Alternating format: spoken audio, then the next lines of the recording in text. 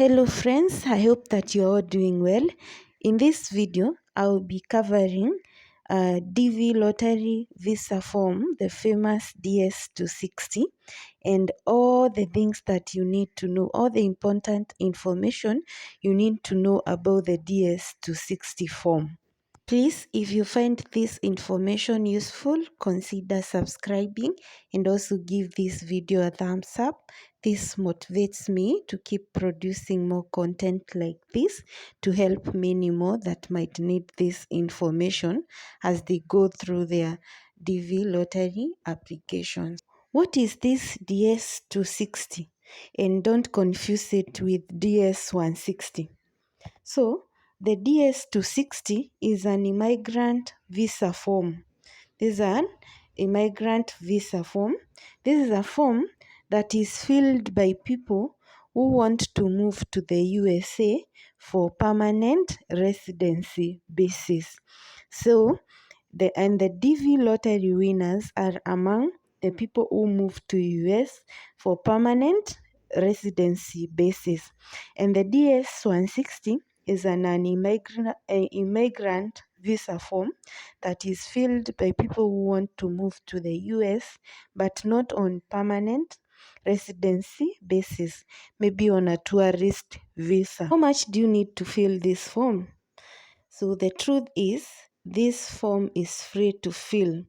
It is free to fill. Which documents do you require to fill the DS260 form? And I would say there are no documents that you need to upload when you're filling this form, the DS260.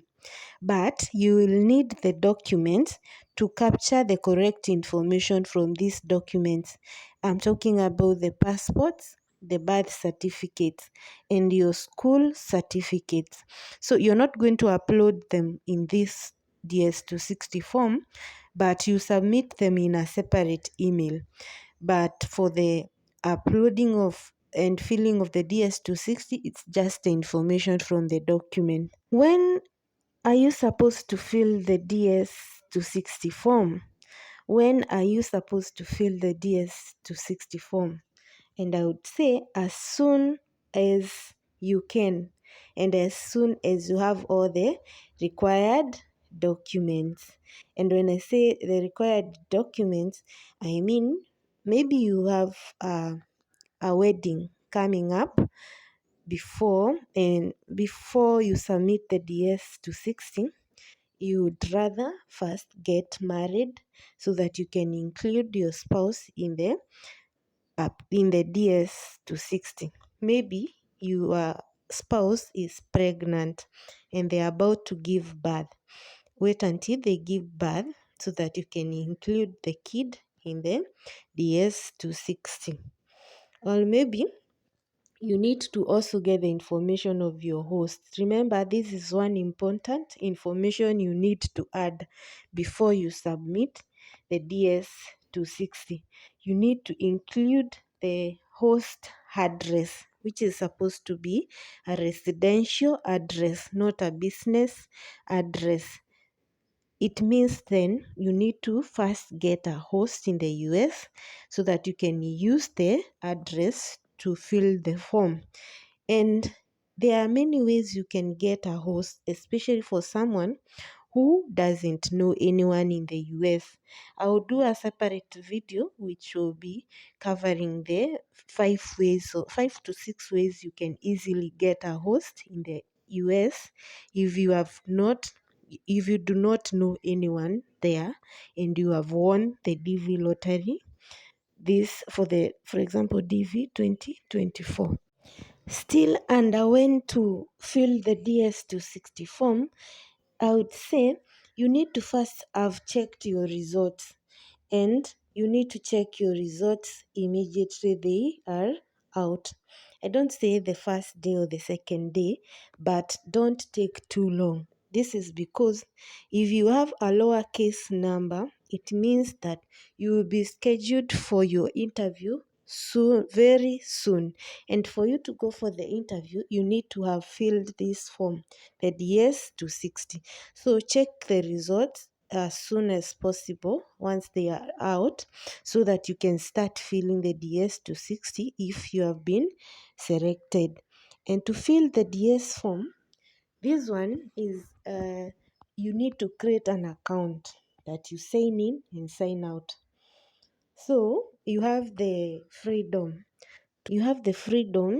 to fill this form and sign out, come and continue with them, adding the information that you're supposed to put there, maybe sign out, come later and continue, and it will have saved your progress. This is not the same as with the application, the DV lottery application, where you're supposed to submit it, or if you leave it halfway, you will need to start from scratch. So for this one, since you create an account, you're able to do it one day after the other and come and continue with the remaining part. How can you make changes to your DS260 form once you have submitted and maybe noted that you need to make some changes? How do you do that? So you need to note that once you have submitted the DS260, it is locked by the KCC. So once you submit, it is locked.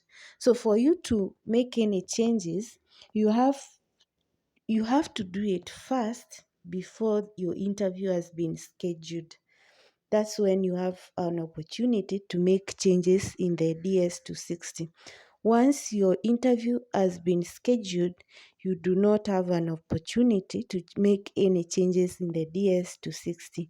And to make changes, you need to request the KCC to unlock it for you so that you can make the changes.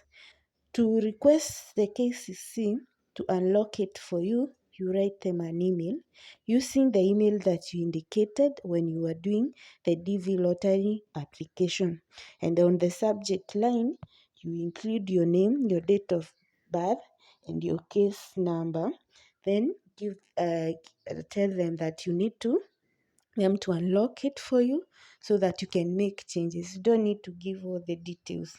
So they will unlock it for you so that you can make the changes.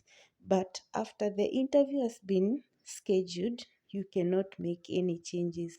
This is because this is the time the US Embassy from your country has access to this form. So you cannot make changes in the form once your interview has been scheduled. Friends, that's all for this video. I want to wish you the best for all those that are doing their DV 2024 application. Please consider subscribing if you find this information useful, and I hope to see you in the next video. Bye.